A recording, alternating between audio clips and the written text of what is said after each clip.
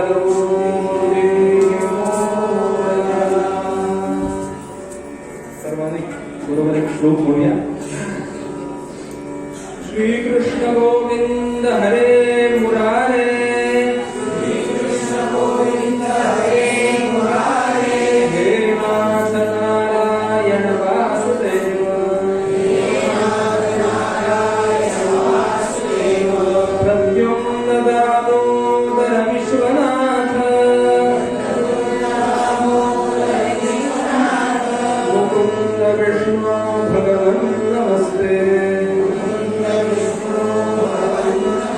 गोपाल कृष्ण भगवान की जय.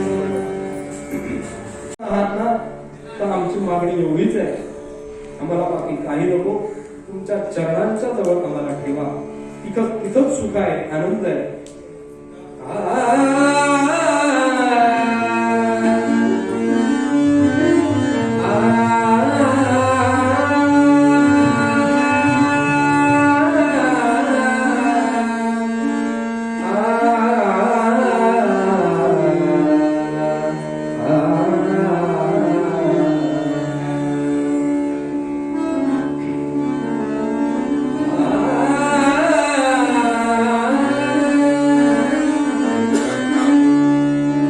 सुख बसे तुझे पाई पाई, सुख बसे तुझे पाई पाई, सुख बसे तुझे पाई.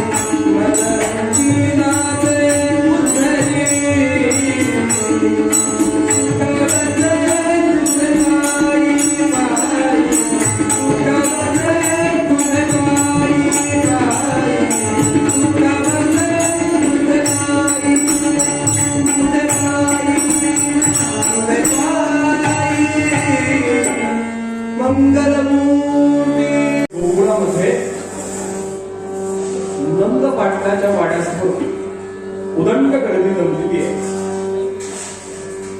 आणि सगळ्या मोठमोठ्यानं आरडाओरडा करत आहे. कोण आहे? सगळ्या खूप गौरवी जमल्या आणि यशोदे बाहेर आधी नाही, सगळ्याजणी तक्रारी करत आहेत. कोणाची तक्रार करताय? भगवान गोपाल कृष्णांची तक्रार करतात. गोपिका म्हणती यशोदे, गोपिका म्हणती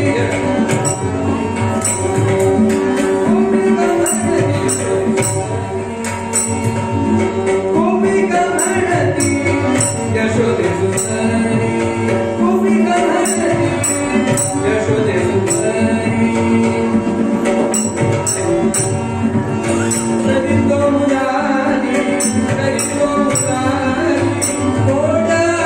Thank you.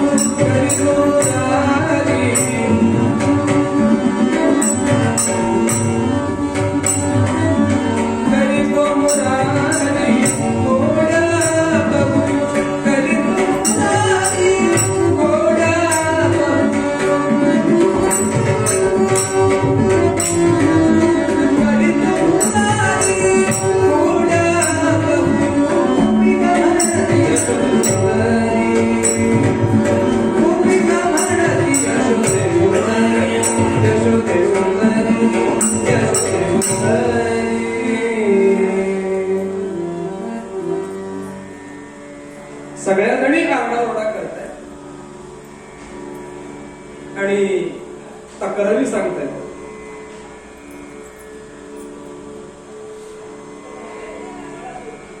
प्रत्येक जण पुढे येतोय आणि तक्रार सांगतो. यशोदा माता निमूटपणानं ऐकून घेते. तुमचा हा प्रश्न खोड्या करतो. लहान होते भगवान गोपाळ. आता लहान मुलं खोड्या करत नाहीत का हो? तुमची आमची मुलं पण करतात. फार तर काय करतील, मोबाईल पाण्यात टाकतील, याच्यापेक्षा काय करतील. पण हा खोड्या करतो. काय करतो?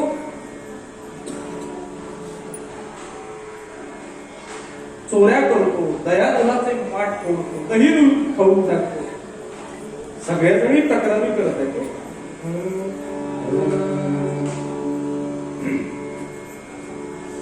सगळ्या सांगायला लागल्या सगळ्याजणी, किती यशोदे किती यशोदे या कृष्णाच्या, किती यशोदे या कृष्णाच्या, थोड्या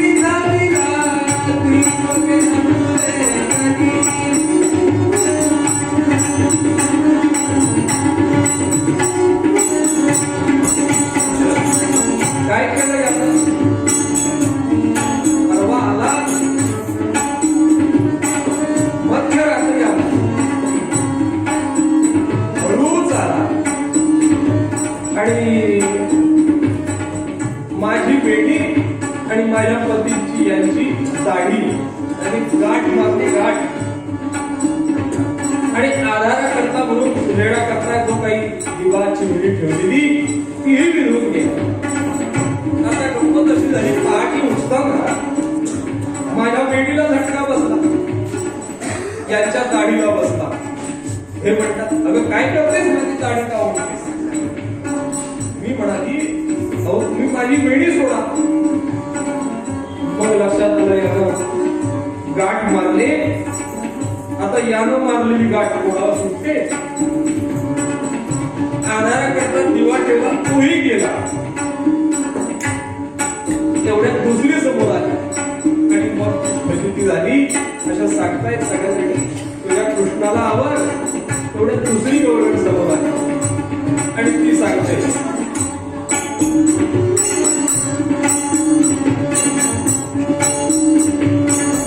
काढून चिमटा रडमुनी पोरे, काढून चिमटा रडमुनी पोरे, काढून चिमटा रडमुनी पोरे, नेली नेली तुरी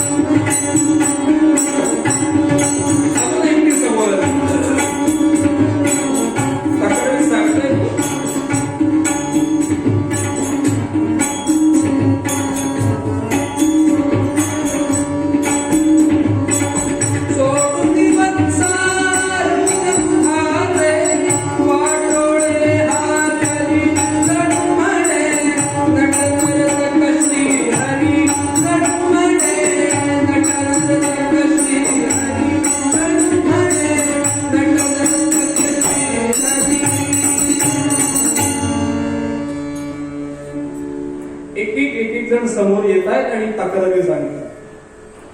दुसरी जी समोर आली तिनं काय सांगितलं, काढून चिमटा रडवून पुढे आम्ही आपल्या लहान लहान मुलांना आंघोळ घातली, गहू मागू घातलं आणि ती झोपली दुपारच्या वेळेला. ती आम्ही पाण्यामध्ये ठेवतो आणि आमची कामधामं आटोपण्याकरता धुळी भांडली असतील, कपडे धुणे असेल, स्वयंपाक करणं असेल ते करण्याकरता म्हणून जातो. आम्ही तिकडं गेलो की हळूच येतो आणि त्यांना चिमटे काढतो लहान लहान मुलांना. कशा करता आम्ही असं ठरवून गेलेलो असतो की जोपर्यंत झोपले तेवढं आपलं काम करून यावं म्हणून. पण चिमटे काढतो, रडवतो आणि समजा नाहीच रडली तर मांजरं अंगावरती सोडतो.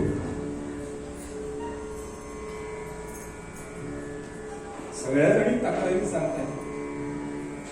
आम्ही दूध काढण्याकरता जातो, त्याच्या अगोदर हा जातो आणि वासरं लहान लहान सोडून देतो. ती दूध पितात, आम्हाला दूध मिळत नाही. सगळ्या जणी तक्रारी करत आहेत.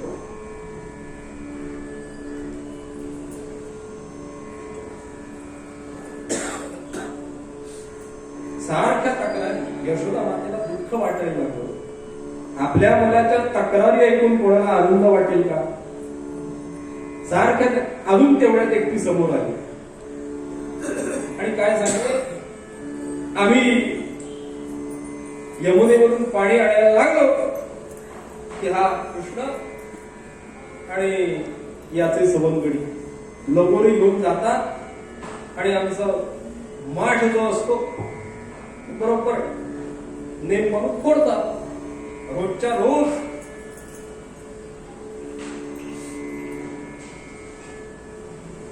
आता सगळ्या जणी तक्रारी सांगतायत. तेवढ्यात एकटी असं म्हणाली, आम्ही गोकुळातले मूळ नव्हे, आम्ही बाहेरून गोकुळामध्ये आलेलो. इथे काही उद्योगधंदा करता, पोटा पाण्याकरता म्हणून इथे येऊन राहिलेलो. आमचं नवीनच लग्न झालंय आणि सासू सासरे आमचे गावी असतात, आम्ही इकडं असतो. पण आम्हाला एकांत मिळावा म्हणून आम्ही कुठं गप्पा मारत बसलो की हा तुमचा कृष्ण हळूच बनून येतो, दोघांच्या खांद्यावरती हात. काय चाललंय ताई? आता मला सांगा, लग्न झाल्यानंतर पहिली 1-2 वर्ष जरा एकांत हवा असतो,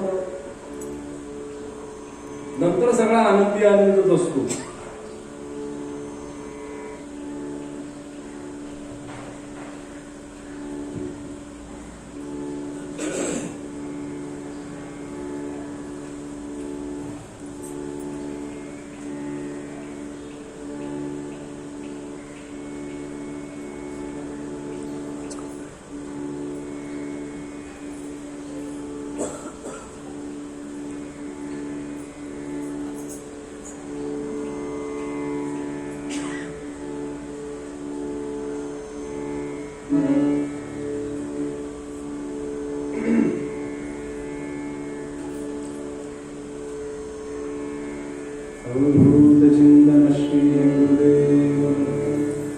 सगळ्या जणी तक्रारी करतायत आणि यशोदेला सांगितलंय, बघ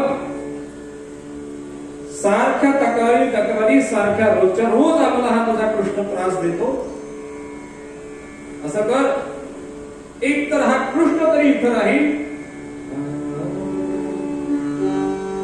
नाहीतर आम्ही तरी राहू.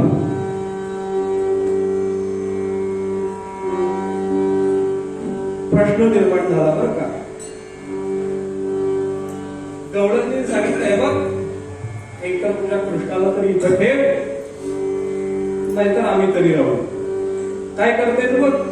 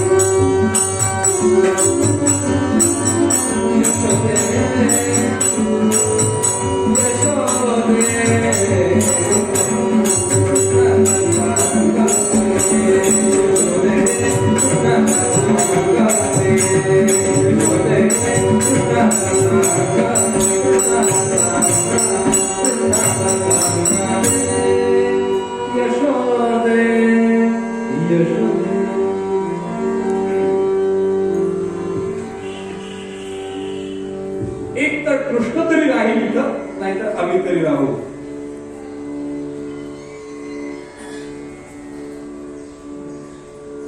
वेळ संपत आहे बरं का कीर्तनाचा. याच्या पुढे जर कीर्तन वाढलं तर श्रोते पण म्हणतील एक तर बुवा तरी राहील, नाहीतर आम्ही तरी राहू. तक्रारी सांगताय एकटी म्हणाली आम्ही गोकुळ सोडून जाण्याकरता म्हणून निघालो आणि बैलगाडीमध्ये सगळं सामान भरलं. मी मागे बसले आणि आम्ही दोघ जण नवरा बायको निघालो.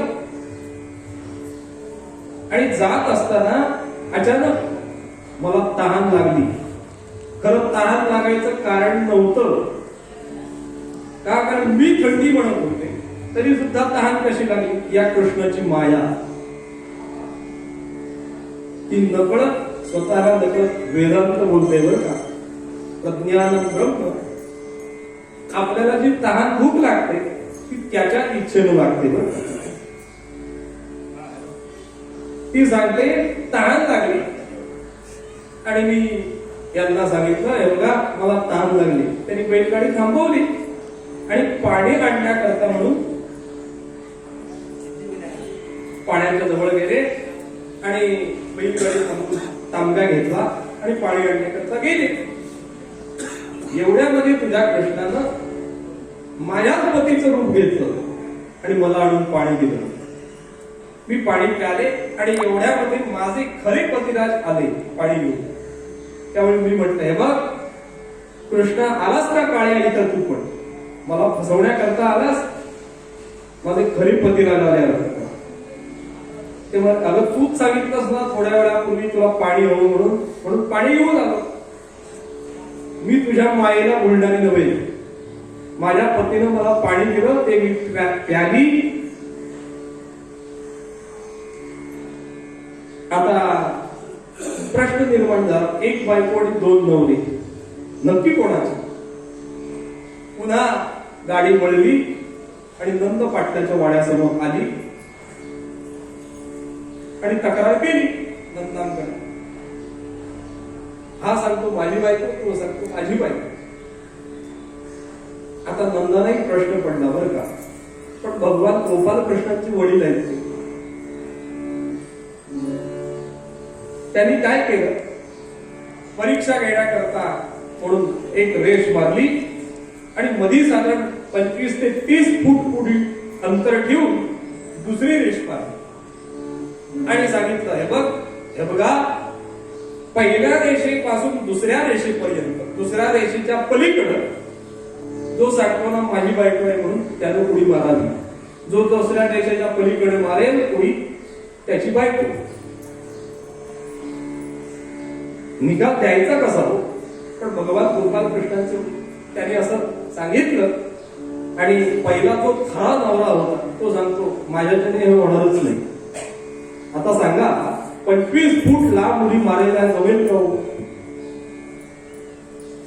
तो म्हणाला माझ्याकडनं हे होणार नाही. पण भगवान गोपाल कृष्ण मी मारतो म्हणून त्या पतिवेशामध्ये जी स्टार्ट घेतला आणि जी उडी मारली ती 25-40 फूट दांडगडा करून उडी मारली. नंतर पाटल्याने हात धरला आणि सांगितलं चला घरात. ते म्हणाले कशा करता? ते म्हणाले हे फक्त माझा कृष्णच करू शकतो. अशा प्रकारे सगळ्या तक्रारी चालले. म्हणजे जाऊ पण देत नाही, राहू पण देत नाही. काय करावं? तुझ्या कृष्णाचं काहीतरी कर एवढं सांगितलं आणि सगळ्या गोप गवळी निघून गेल्या. आता यशोदा मातेसमोर प्रश्न पडला काय करावं? सुचेना काय करावं विचार करते आणि शेवटी त्यातलीच त्या गवळणीमधलीच एक जाणती गवळण समोर आली. जाणती म्हणजे वयानं मोठी, जुना शब्द आहे बरं का. ती समोर आली आणि यशोदा मातेला सांगते ऐक यशोदे स्वस्थ चित्त, तू शांत चित्ताने तुझ्या कृष्णाची बुद्धी स्थिर होण्याकरता, मन शांत होण्याकरता चंचल आहे खा. तू असं कर ऐक यशोदे स्वस्थ चित्त, करी संकष्टी चतुर्थी व्रत, तेणे स्थिरावेल चित्त या कृष्णाच्या कारणे.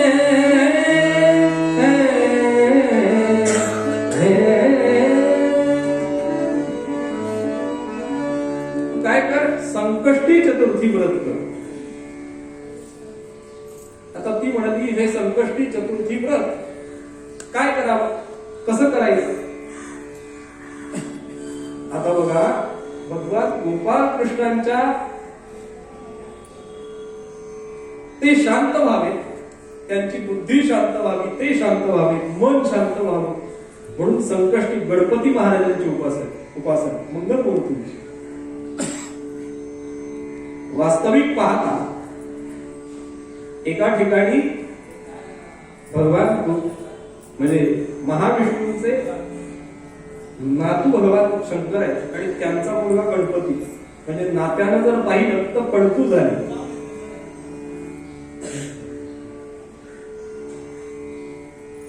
पण भगवान गोपाल कृष्णांच्या ज्या लीला आहेत त्या लीलेमध्ये एखाद्या देवतेचं महत्व वाढवण्याकरता म्हणून पुराणामध्ये अशा कथा आल्या. भगवान गोपाल कृष्ण स्वतः भगवान शंकरांचे उपासक होते. रोज सहस्र कमलांनी त्यांची पूजा करायची. एक दिवस एक कमळ कमी पडलं 1000 कमळामध्ये म्हणून आपला डोळा काढून भगवान गोपाल कृष्णांनी शंकरांच्या चरणावरती वाहिला अशी ही कथा आहे. तू असा कर ती गवळण सांगते संकष्टी चतुर्थी व्रत कर. मग हे व्रत कसं करावं तिनं सांगितलं आश्विनातल्या वद्य चतुर्थीला या व्रताची सुरुवात करावी. वद्य चतुर्थीला संकष्टी व्रताची कृष्ण पक्षातल्या चतुर्थीला हे व्रत करावं. सुरुवात अश्विनातल्या वद्य चतुर्थीला करावी. तत्पूर्वी संकल्प करावा. काय ती आपली जी कामना आहे ती संकल्पामध्ये सांगावी. तू असा संकल्प कर की माझ्या कृष्णाचं मन शांत होऊ दे. त्याप्रमाणे त्या यशोदा मातेनं संकल्प केला आणि संकल्प केला म्हटल्यानंतर भगवान गोपाल कृष्णांनी आपली वागणूक इतकी बदलली. तिनं सांगितलं बरं संकल्प करावा आणि कसं करावं व्रत ते म्हणजे दिवसभर उपवास करावा. आता संकष्टी चतुर्थी व्रत आणि साबुदाण्याची खिचडी काहीही संबंध नाही बरं काय याचा. चौकात सुद्धा गाठ नाही त्यांची. ती असं म्हणाली की दिवसभर उपवास करावा, भगवान मंगलमूर्तींच्या उपासनेमध्ये दिवस घालवावा. संध्याकाळच्या वेळी सूर्यास्तानंतर छान मंगलमूर्तींची पूजा करावी, व्यवस्थित अभिषेक करावा. आपल्याला जमेल त्या पद्धतीने दुर्वा शमी ती वाहावी, मोदकांचा नैवेद्य दाखवावा, आरती करावी आणि तोपर्यंत चंद्रोदय झाला की चंद्राची पूजा करावी आणि त्याला त्या आरतीने ओवाळावं. चंद्राला नमस्कार करावा आणि मग उपवास सोडावा. सज्जनांना बरोबर घेऊन उपवास सोडावा.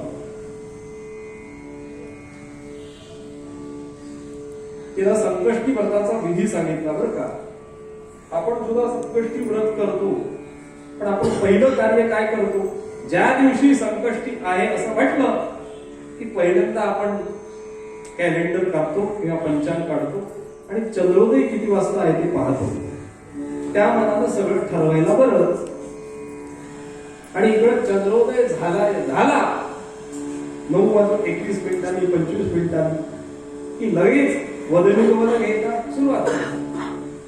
पण वास्तविक पाहता चंद्रोदय झाल्यानंतर चंद्राचं दर्शन घ्यावं,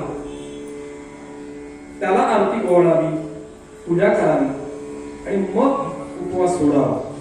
आता चंद्रोदय झाल्यानंतर चंद्रदर्शन होण्याकरता सर्वसाधारण पाऊण तास लागतो, 40 ते 45 मिनिट.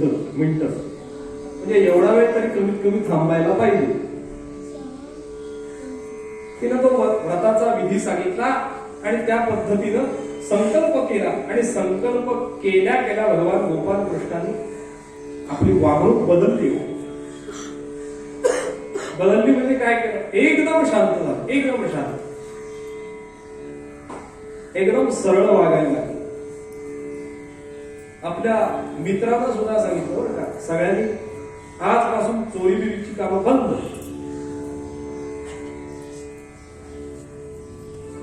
ज्यावेळी संकष्टी चतुर्थी व्रत करावं असं ज्यावेळी त्या गवळणीने सांगितलं, तेव्हा मंगलमूर्तींनी भगवान गोपाल कृष्णाला सांगितलं, देवा काय चाललंय बघितलं ना, तुम्ही शांत होण्याकरता माझी उपासना, आम्ही तुमच्या आज्ञेनं काम करायचं. भगवान गोपाल कृष्ण म्हणले,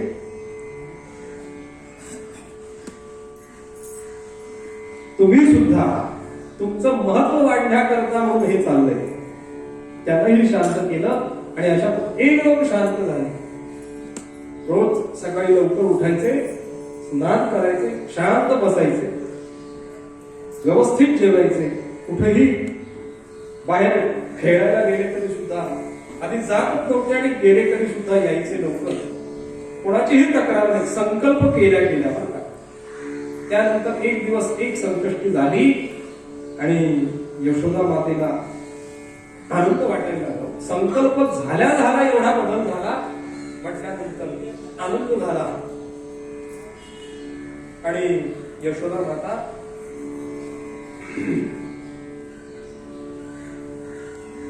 आता आपल्या पुरोहिताला विचारलं की आता संकष्टी व्रत ज्याच्या करता केलेलं ते कार्य सिद्धी झाली, कार्याची पूर्ती झाली, मग आता सांगता कशी करावी, काय करावं? ते म्हणाले, असं करा, तुम्ही आता अथर्व शीर्षामध्ये असं सांगितलंय बरं का, यो मोदक सहस्रेण गजती सवांछित फलमाप्नोति. आपली इच्छा पूर्ण झाल्यानंतर 1000 मोदकांचा नैवेद्य दाखवावा. त्या पद्धतीनं तिनं ठरवलेल्या संकष्टी आली आणि त्या संकष्टीच्या दिवशी भगवान गोपाल कृष्ण नाही, कृष्णा आज दिवसभर तुझा उपवास आहे बरं का, पेलाभर दूध मिळेल फक्त तुला, ठीक आहे? तेही मान्य केलं आणि दिवसभर उपवास झाला. रात्रीच्या वेळेला सूर्यास्तानंतर नंद आणि यशोदा मातेनं भगवान मंगलमूर्तींची पूजा केली. दिवसा हवन केलं, मोठं हवन केलं. संध्याकाळी गणपतींची पूजा केली. 2 तास पूजा चाललेली. 1000 मोदकांचा नैवेद्य दाखवला बरं का. तो मोदक सुद्धा साधा नव्हे. मोदक नावाचा पदार्थ म्हणजे तांदळाचं पीठ, त्याचं उकड, त्याची पाळी तयार करून त्यामध्ये खोबरं, खसखस याचंच सारण, गुळ खोबरं, आणि ते व्यवस्थित बंद करून मोदकाचा आकार देऊन ते उकडलेले मोदक, तेच मोदक बरं का. कुठच्याही पदार्थांना मोदकाचा आकार द्यायचा, पेढ्याला मोदक म्हणत नव्हते. मोदक म्हणजे उकडीच्या पिठाचा आणि त्यामध्ये गुळ आणि खोबरं याचंच सारण, त्याचं नाव मोदक.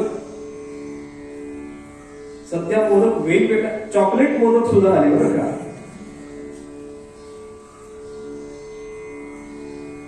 1000 मोदकांचं हवन केलं, 1000 मोदक तयार केले उकडीचे. ते व्यवस्थित, अगदी कुठेही फाटलेले नाही, पीठही जाड नाही, सारणही जास्त नाही, असे व्यवस्थित मोदक. 1000 मोठे मोदक तयार केले, पूजा केली, नैवेद्य दाखवला आणि आरती ओवाळली.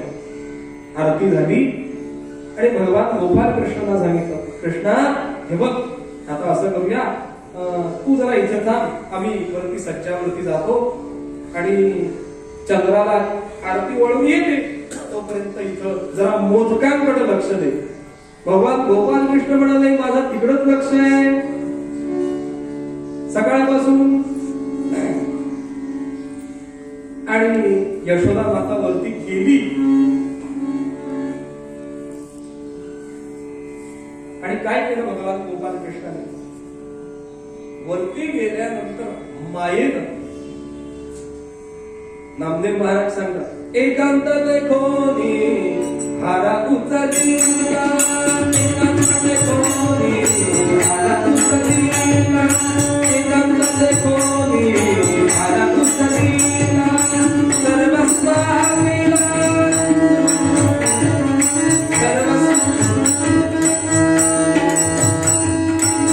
सर्वस्व आम्हीला एकदाची, एकांत देखोनी हारा उचलीला, एकांत देखोनी हारा उचलीला, एकांत देखोनी हारा उचलीला, हारा उचलीला. एकांत देखून हारा उचलीला, सर्व स्वाहा केला एकदाची. सगळं संपवलं, सगळे मोदक गडप झाले, गायब झाले आणि भगवान गोपाल कृष्ण उभे एवढ्यामध्ये यशोदा माता आली आणि कृष्णाला जवळ घेतलं आणि सांगते, कृष्णा तुला फारच त्रास झाला काय? आईला पदार्थ असा आहे की मुलाला त्रास झालेला सहन होतो. तुला दिवसभर उपाशी ठेवलं, फक्त पेदाभर दूध दिलं. मग आता असं करूया, आता काही काळजी करू नकोस. पूजा झाली, चंद्रोदय झाला, चंद्राची आरती झाली, भगवान मंगलमूर्तींची सुद्धा आरती झाली. आता असं करूया, तुला त्या हाऱ्यातला मोदक असं म्हटलं, एकही मोदक शिल्लक नाही. हारावर 1000 मोदक होते. कृष्णा मोदक कुठं गेलेले असं विचारल्यावर थरथर थरथर थरथर कापायला लागले. कृष्णा काय झालं? अरे घाबरू नकोस, काय झालं सांग तरी. ते म्हणाले असं. कृष्ण म्हणाले, हे बघ आई, तुझा विश्वास बसणार नाही. तू इथून निघून गेलीस, मी पण येणार होतो तुझ्याबरोबर, पण एवढ्यामध्ये त्या मंगल मूर्तींच्या पायाखाली जो उंदीर, ते 1000 उंदीर आले आणि सगळ्यांनी एक एक मोदक घेऊन निघून गेले. कृष्णा तू उंदीर मोजलेस? 1000 उंदीर होते. ते म्हणाले नाही, तू म्हणालीस ना 1000 मोदक होते म्हणून. मग प्रत्येक उंदराने एक मोदक घेतला, एकही उंदीर रिकामा गेला नाही आणि एकही मोदक उरला नाही. त्या अर्थी 1000 उंदीर होते. कृष्णा खरं बोल, तूच मोदक संपवलेस ना? मी म्हणत होते तू शांत झालास, तुझी बुद्धी स्थिर झाली, महिनाभर कोणाची तक्रार नाही. या अर्थी माझ्या या संकष्टी व्रताचा उपयोग झाला असं म्हणत होते. कृष्णा खरं सांग, तूच मोदक घेतलेस ना? म्हणून डावा हात असा धरला उजव्या हातामध्ये काठी घेतली, सांग आ कर. पण आ कर म्हणून सांगते, कृष्ण नाही म्हणतात.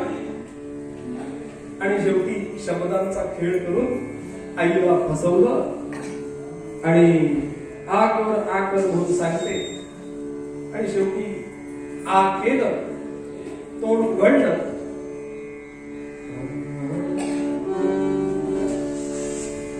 आणि तोंड उघडल्यानंतर यशोदा माता आत बघते. यशोदा माता सांगते, अरे ते मोदक साधे होते का? एवढा एक एक मोदक दगडूशेठ हलवाई कंपनीचा एवढासा नव्हे का? मोठा त्या मूर्तीच्या हातामध्ये एवढा मोदक आहे पुण्याच्या. एवढा एक एक मोदक. ते मोदक केवढे, तुझे गुलाबाच्या पाकळी एवढे ओठ केवढे, ते संपवतेस कसे? सांगते आणि शेवटी आ कर म्हटल्यानंतर आ केला आणि आत पाहते कुठे काही अडकलंय का? काहीच दिसेना.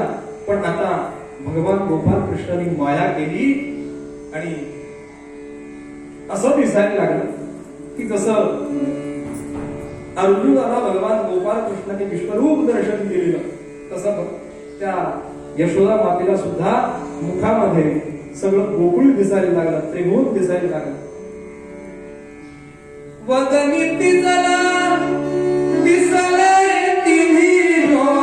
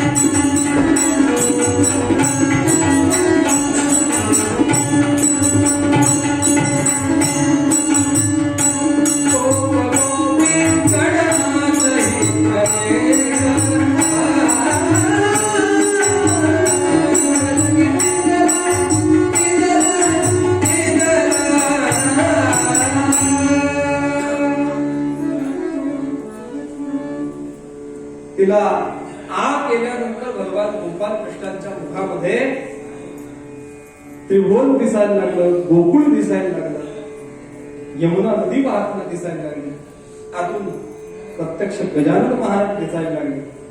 आणि यशोदा मातेला सांगताय, अगं यशोदे, कुठच्या या व्रतामध्ये अडकून पडलीस? हे जे भगवान गोपाल कृष्ण आहेत, निर्गुण निराकार परमात्माच तुझ्या पोटी अवतार घेतलाय. त्यामुळे त्यांना शांत होण्याकरता वगैरे हे व्रत, ही त्यांची लीला आहे. तुझं भाग्य असं आहे, अहो भाग्य बहो भाग्यम नंद गौपवर्यो कसा यम मित्रम परमानंदम पूर्ण ब्रह्म सनातन.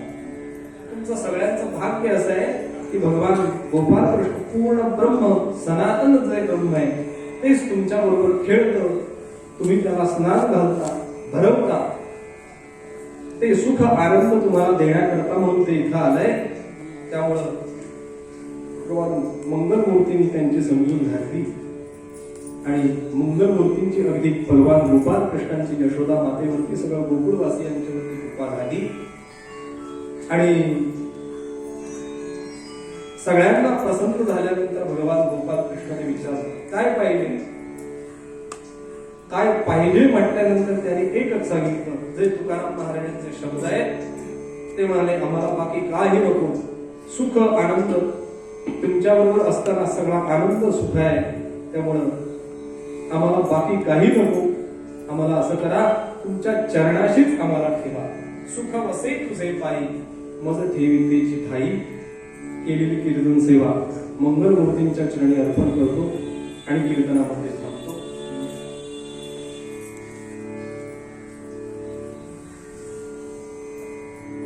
या महोत्सवामध्ये कीर्तन गंगा